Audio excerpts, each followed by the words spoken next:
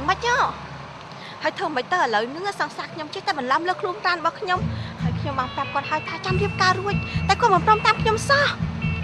តែខ្ញុំមកក៏ស្រឡាញ់គាត់ដែរតែខ្ញុំត្រូវតែឆ្លៀវវៃខ្លួនឯងដែរព្រោះអីព័ត៌មានឥឡូវគេបង្ហាញអំពីបញ្ហាអេដបញ្ហាជំងឺកាមរោគដូច្នេះហើយខ្ញុំត្រូវតែឲ្យគាត់ប្រើរបស់ការពារ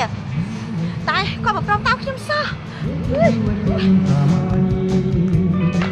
ចាំមកខ្ញុំមានផ្ទៃពោះទៅវិញ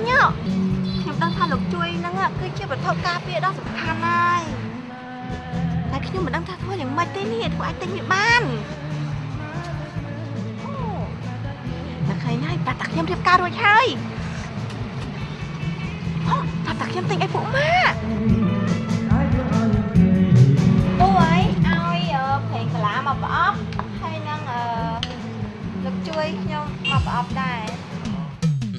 ល្អណាស់បងអូនស្រីសូមក្លាហានហើយឆ្លៀវវៃដូចនេះអញ្ចឹងធ្វើអ្វីក៏ដោយឲ្យតែបានខ្ញុំ